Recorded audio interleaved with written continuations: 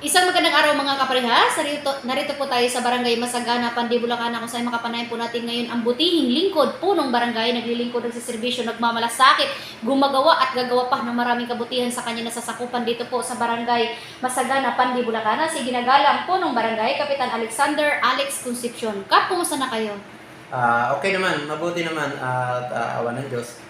Kahit pa paano nakakaganap naman sa ating mga tungkulin dito sa barangay. Wow, alright. Okay, Kap, itanong ko lang po, bilang kayo na po ang punong barangay dito po sa Barangay Masagana, kumusta na po ba sa ngayon ang nasasakupan nating barangay?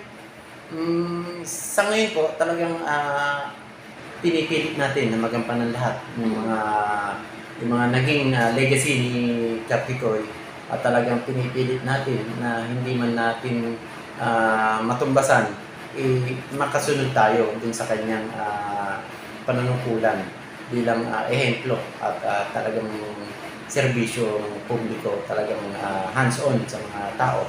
Alright, okay. So unahin po natin Kap regarding sa kapayapaan. Dahil ang isa po sa barangay, ang Barangay Masagana daw po ay peaceful din po ito. So ano po naging sekreto ni Kapitan Alex dito para matili po ang kapayapaan sa ating barangay? Napaka-peaceful niya po rito sa dito sa aming baryo. Bukod po rito kasi regular na pag-duty lang, mas lalo sa gabi. Opo. Yung madalas na pagro-ronda. At yung visibility ng mga tanod kasi malaking bagay. Malaking bagay kasi po meron kaming hagad single na patrol na niya po miniko. All around. Yes. Alright, okay. So ibig sabihin, so matatawag talaga natin na very peaceful po ang Barangay Masagana. Yes po. Okay. So dito naman po tayo Kap sa environment. So ano naman po kasalukuyan yung mga programa natin regarding sa kalinisan dito? Kami po kasalukuyan ginaganap namin yung segregation in terms of pagbubukod nga po ng mga plastic, nilalagay po namin sa 1.5 o sa Wilkins. At the same time, pagkatapos po nun, na-eco-convert pa po sa goods, bigas, sardinas, sa ganun. Kaya po, bukod sa nakakatulong na tayo sa segregation, nagkakapera at nagkakabigas pa tayo. Wow. Yun na sa proyekto po ng ating metro, ginagampanan naman at sinusubaybayan ng ating konsyal ng environment, si Konsyal Dennis Lazaro. Alright, okay. Pero regarding sa ating paghahakot ng basura, so ini-implement yun din po yung mga kabarangay natin sa mga batas sa pagbabawal ng basura. Ibig sabihin, yung mga batas natin sa kalinisan at lalo na po sa pagsegregation ng basura. Yes po, aware naman po sila. At kahit na lang po hindi mga taong barangay, ay in-encourage namin na talagang sa tulong po ng aming membro, in-encourage namin, in-enlighten na mag-segregate sa pamamagitan nga po ng paglalagay po ng mga plastic po doon sa 1.5 at yun po ginagawang mga napapakinabangan pa bukod doon sa basura at nagiging kapakipan na pakinaban pa. Alright, okay. So dito naman po tayo Kap, maitanong ko lang po. Nung kayo na po ay punong barangay o bilang isang kagawad po dati dito, ano na po ba ang ating mga naipundar na tinatawag nating accomplishment dito sa Barangay Masagana? Dito po kasi yung mga naging accomplishment po natin ngayon bilang kagawad, bilang barangay. Naging kagawad at naging kapitan na ngayon.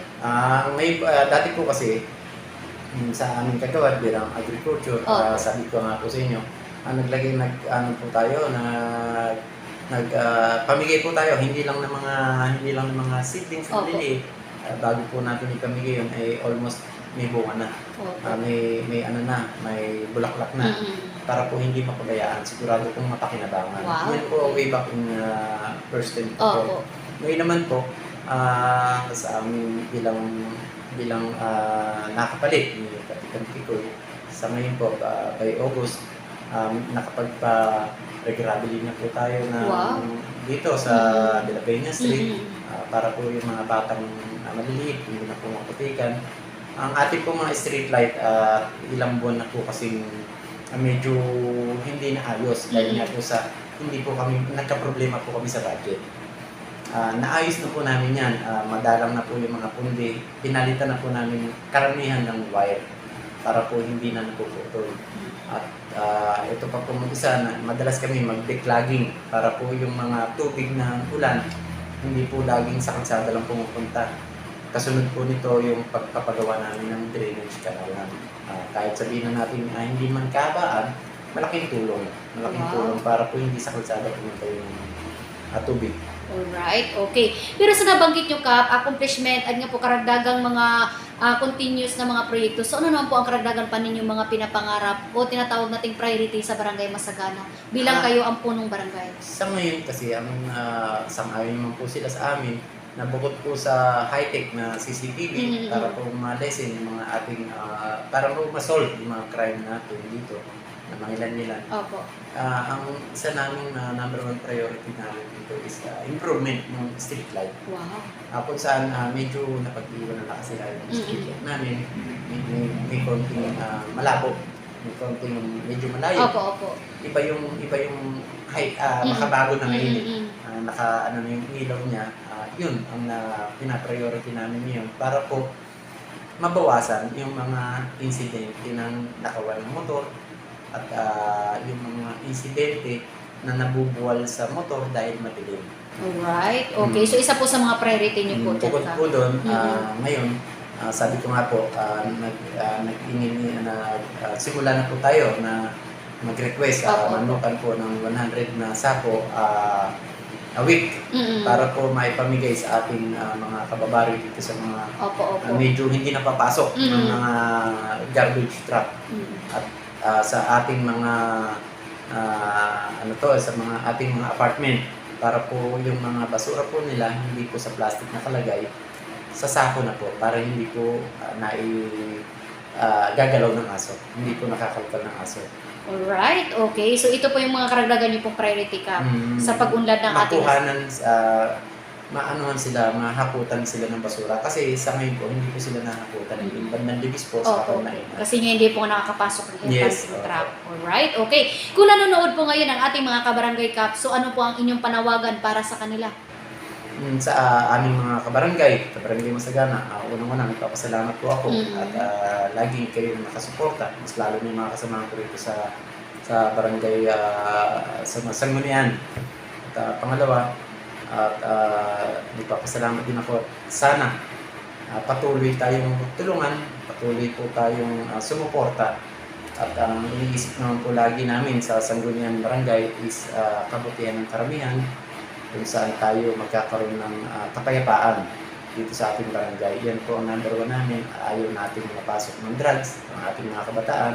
Kaya po hanggat maaari, lagi tayo nagpapalaro ng mga basketball sa tulong po natin SK at ng ating committee ng sports. Yan po ay isang paraan namin para ang ating mga kabataan ay makaiiwas sa droga. Alright. Okay. So ano naman po ang mensahe niyo, Kap, sa inyong masisipag ng mga barangay worker at kasama po ang inyong mga kagawad nga po na kayo po ay nagkakaisa dito sa ating nasasakupan na barangay? Message sa lahat. Napakasisipag Talagang no question asked. Talagang mula sa Barangay Tanod. Barangay Tanod talagang there are some instances na talagang medyo natatapat lang yung mga trabaho, pero as long as wala silang trabaho, nandyan sila, nakasuporta talaga sila. Mas lalo na pag linggo yung road clearing namin. Almost 100% yan. Wow! Kasi nga po, kino-consider din nila yung trabaho nila pag yung natatapat yung nila. Kaya po, yung mga wala na lang pong trabaho, yun yung nag-initiate na makaganap dun sa may mga trabaho. Dito naman po sa aming mga mother leader, yan, napakasisipag po. Sa pamumuno ni Ate Josie. Napakasisipag. Talagang sila yung lakad ng lakad sa mga dato, sa mga sa DHW. DHW, sa aming clerk, sa SK, mas lalo na po sa aming mga justice dito. Talagang sila po, talagang nakasupport. Sa tulong po ng ating mga clerk, sila po ay talagang ginagabayan at inaayos ang mga schedule dito sa barangay. Alright, okay. Sa treasurer at sa aming secretary, lahat po nang nandito, napaka-supportive po nila sa amin. Wow, okay.